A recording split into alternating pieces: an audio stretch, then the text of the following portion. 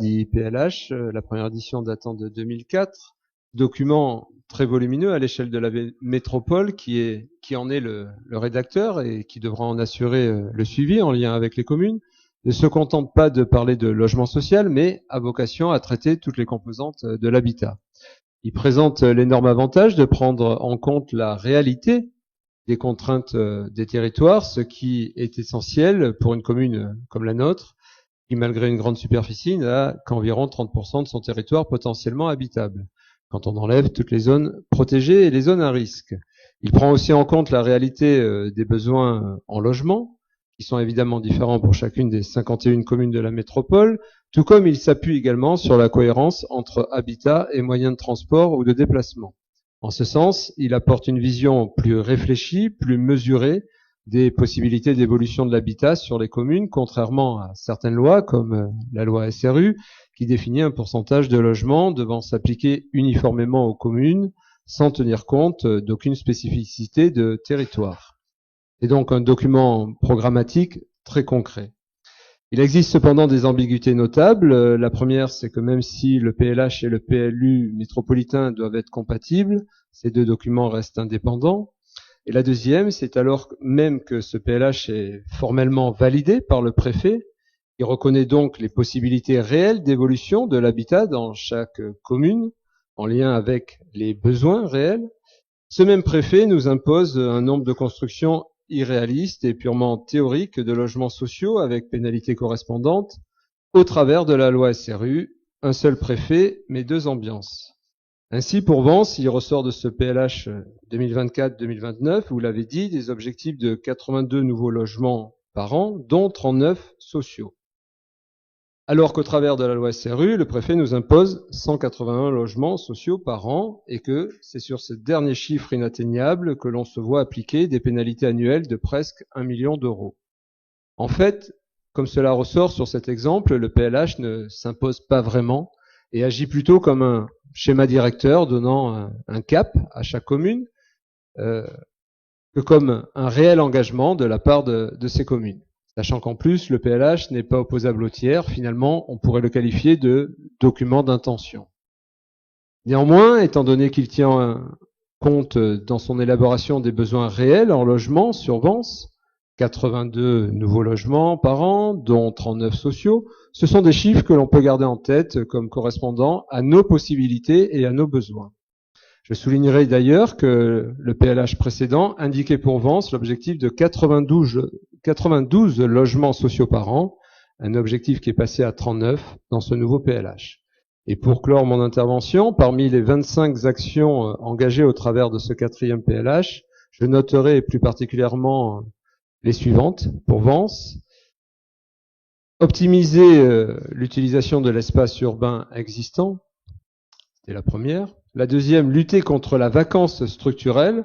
Et sur ce point, l'objectif de Vence dans ce PLH paraît très faible, puisque il n'est même pas de 3 logements vacants à remettre sur le marché par an. Troisième point, poursuivre les actions d'amélioration de la performance énergétique des logements privés. En ce sens, nous étions précurseurs sur Vence dans le mandat précédent, avec l'instauration d'aides communales à la rénovation énergétique, mais vous avez tout arrêté dans ce mandat. Et quatrième point, renforcer la lutte contre l'habitat indigne.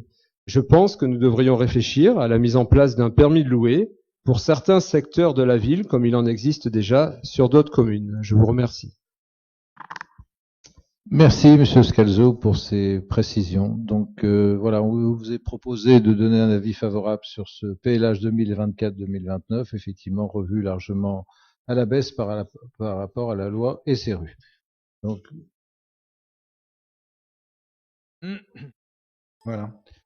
Juste une petite précision, donc je ne vais pas revenir sur ce qu'a dit mon collègue. Par contre, je voudrais m'appesantir sur un point qui est quand même capital et qui d'ailleurs est un peu le péché mignon de tous les documents d'urbanisme, parce qu'on on retrouve le même biais dans le PADD, dans les scénarios du PLU, etc., etc. Je parle des scénarios démographiques, parce que tout ça, à la base, les besoins de logement, l'optimisation de l'espace, etc., s'appuie sur les hypothèses que font les gens qui élaborent ces documents, sur le devenir démographique dans les années à venir. Et pour ça, on se base donc, pour ce document, comme je vous dis sur le reste, sur une période qui est en fait l'agrégation de tous les chiffres d'évolution de la population entre 2015 et 2021. Alors pourquoi je critique cette méthode? Pour une raison que je vous ai d'ailleurs, j'ai déjà évoquée quand on évoque l'évolution de la population avant, c'est que c'est un biais phénoménal. Pourquoi? Parce que les méthodes de décompte de la population ont profondément changé entre 2010 et 2015. Et ce changement des méthodes a abouti à faire baisser la population partout sur le territoire national. Alors, pour Vence, par exemple, quand vous regardez les populations légales, c'est-à-dire ce sur quoi on se base pour faire les prévisions démographiques. Alors, vous avez à Vence une population en 2010 qui était évaluée à 19 489 habitants. Par un coup de baguette magique, en 2015, on perd 1000 habitants d'un coup. On passe à 18 706. Donc, vous vous rendez bien compte que ce biais-là, il fausse tout le reste. Parce que vous avez un point de départ bas de l'évaluation de la population qui fait que, évidemment, après, quand vous revenez à une évolution normale de la population, vous avez des pourcentages d'augmentation dans les calculs qui sont finaux, qui sont démesurés. Par exemple, on trouve que quand vous regardez la fiche commune, là, vous avez une population vansoise qui augmente de 6% d'un coup. Donc, c'est vraiment un biais fondamental. Alors, vous qui êtes dans des instances là où on discute de ces documents, je vous suggère d'attirer l'attention des gens qui élaborent ces documents sur ce biais, qui est quand même un biais fondamental et qui, évidemment, a surévalué considérablement les évolutions futures de la population et donc les besoins de logement.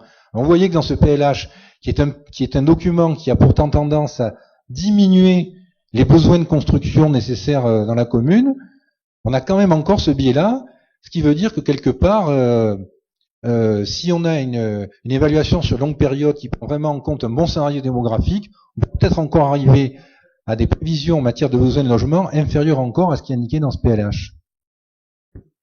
Alors effectivement, moi je